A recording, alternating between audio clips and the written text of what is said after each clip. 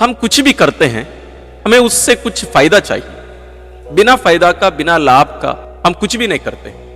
हम प्रार्थना करते हैं तब भी हम उससे कुछ पाना चाहते। तो पवित्र रोजरी बिंदी करने से हमें क्या मिल सकता है? जरूर हमें अच्छा लगता होगा। ये आपको जानकारी है कि मां मरियम स्वयं 15 वरदानों की एक सूची दी है कि यदि एक व्यक्ति पूर्ण रूप से पवित्र रोजरी बिंदी का आदर करते हुए अपने जीवन भर पवित्र रोजरी बिंदी करता है तो उसको ये 15 वरदान मिलेगा। लेकिन क्या कुछ व्यक्तियों के जीवन से आप जानते हैं कि उनका पवित्र रोजरी बिंदी करने से उनको यह फायदा मिला है? हम आज कुछ उदाहरण देखेंगे। जैसे मैं पहले भी कहा हूं, एक पुस्तक the secret of the rosary, जिसका लेखक है संत लुईस दे मॉन्फोर्ट, इनके लेख से, इनके इस पुस्तक से हम कुछ उदाहरण देखेंगे कैसे जो विश्वास पूर्वक रूप से, भक्ति भावना से पवित्र रोजरी बिंदी करते आए, उनको क्या मिला। हो सकता है ये हमें प्रेरित कर सके।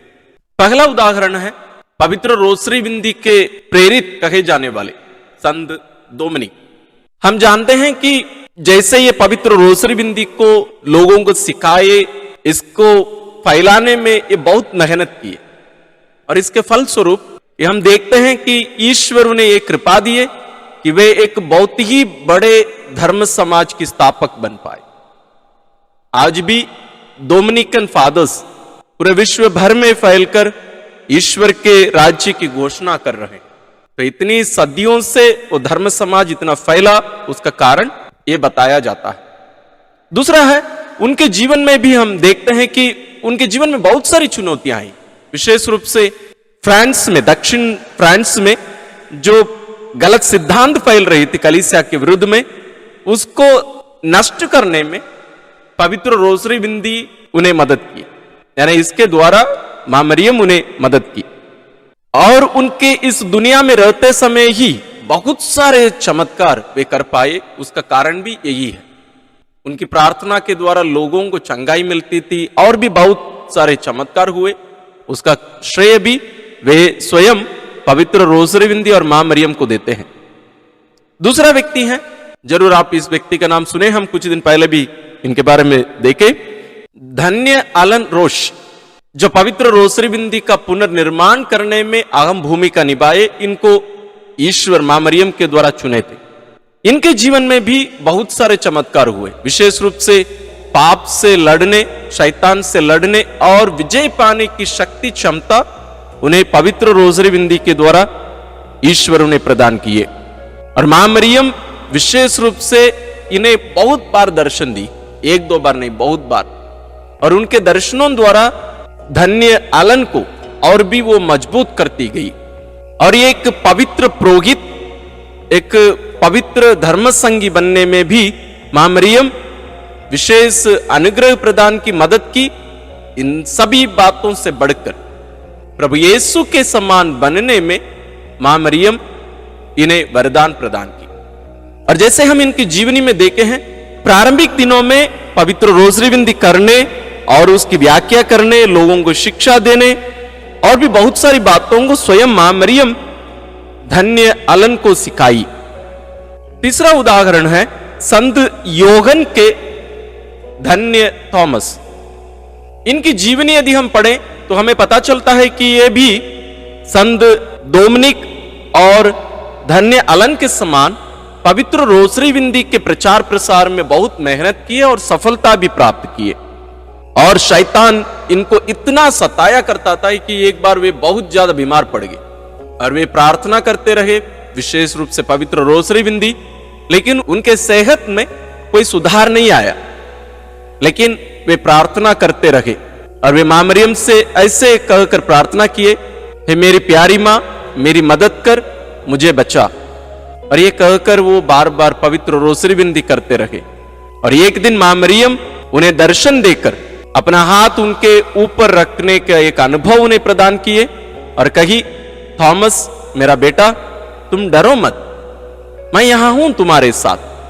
अब तुम उठकर पवित्र रोजरी बिंदी के बारे में शिक्षा दोगे और मैं तुम्हें वादा करती है कि मैं तुम्हारे दुश्मनों से तेरी रक्षा करूंगी।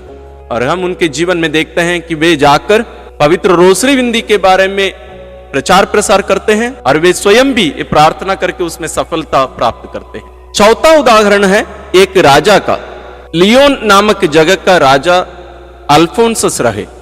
ये अपने बेल्ट में एक पवित्र रोसरी बिंदी बांध कर रखा करते थे और लोगों को प्रेरित किए। कैसे? क्योंकि ये स्वयं राजा है, राजा अपने बेल्ट में पवित्र रोसरी बांध कर रखते तो उनकी प्रजा लोग देखकर पवित्र रोसरी बिंदी करने लगे और बहुत सारे लोग इनके कारण पवित्र रोसरी बिंदी करने लगे और ये कभी भी पवित्र रोसरी बिंदी नहीं की। इनके कारण दूसरे लोग रोसरी बिंदी किए लेकिन ये स्वयं कभी रोसरी बिंदी नहीं किए। और एक दिन जब वे सो रहे थे, नींद में एक सपने में वे स्वर्ग खुला देखते हैं और ये स्वयं ईश्वर के सामने उपस्थित हैं और ईश्वर इन्हें खंडन कर रहे हैं, मतलब इन्हें मृत्यु दंड दे रहे थे। और उसी क्षण मां मरियम वहां पहुंचती हैं और इनके लिए प्रभु यीशु से गिड़गिड़ाकर विनती करती हैं और वे जाकर एक तराजू लेके आती है, जैसे दुकान में पुराने जमाने में रखा रहता था। एक तरफ उनके पाप और दूसरे तरफ वे जो रोजरी अपने बेल्ट पर बांध कर रखा करते थे उस रोजरी को उसमें रखती है और वहां हम देखते हैं उनके उस रोजरी को रखते ही उस साइड सीधा नीचे चले जाता है और मां मरियम के मध्यस्थता के द्वारा ईश्वर उन्हें छोड़ देते हैं, कहते हैं कि जाओ स्वर्ग में ही प्रवेश करो। और जब ये राजा अल्फोंसस नींद से जाग उठते हैं, ये डर जाते हैं, ये कहते हैं कि अभी मेरे जीवन को सुधार कर जीना चाहिए। और मां मरियम भी उन्हें यही संदेश दी, अभी तुम्हारा जो बचा हुआ जीवन है इसको तुम्हें विवेकपूर्ण रूप से और प्रायश्चित करते हुए, पश्चाताप करते हुए तुम्हें जीना है। और वह भी पवित्र रोसरी के इस महत्व को समझने लगे और दूसरों को भी शिक्षा देने लगे और फैलाने लगे और उनके जीवन में भी वे बहुत सारे चमत्कारों का अनुभव भी वे स्वयं करने पाए। इस प्रकार हम बहुत सारे लोगों को देख सकते हैं। वास्तव में कुछ दिन पहले हमारे चैनल में भी कुछ कमेंट्स आए हुए थे कि पवित्र रोसरी बिंदी करने के द्वारा मेरे जीवन में इस प्रकार अनुभव मिले हैं। मैं कुछ दिन पहले और भी एक वीडियो अन्य कोई चैनल का देख रहा था, वहां भी ये बताया गया एक प्रोटेस्टेंट व्यक्ति, वे कहते हैं कि मैं एक प्रोटेस्टेंट हूं और मैं पवित्र रोसरी बिंदी करता हूं और इसके द्वारा मेरे जीवन में बहुत सारे चमत्कार हुए हैं। हम भी इन लोगों के जीवन से प्रेरणा पाए और पवित्र रोसरी बिंदी निर्णायक रूप से हर दिन करने की कोशिश करें। केवल नाम के वास्ते नहीं, प्रेम से हम करें और इनके समान हम भी पवित्रता में, ईश्वरीय कृपा में आगे बढ़ते जाएं। सर्वशक्तिमान ईश्वर पिता और पुत्र और पवित्र आत्मा का आशीर्वाद आप लोगों पर उतरे और सदा बना रहे। आमीन। नमो मेरी माँ, नमो मेरी माँ, मानव में जन्मी है माँ धन्य तो। नमो मेरी माँ, नमो मेरी माँ, नमो मेरी माँ।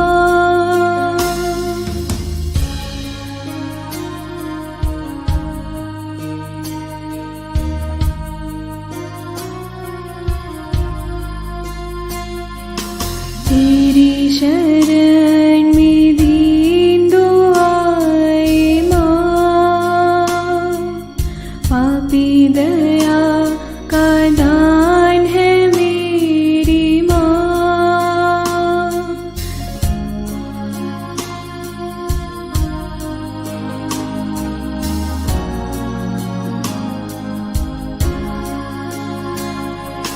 तेरी शरण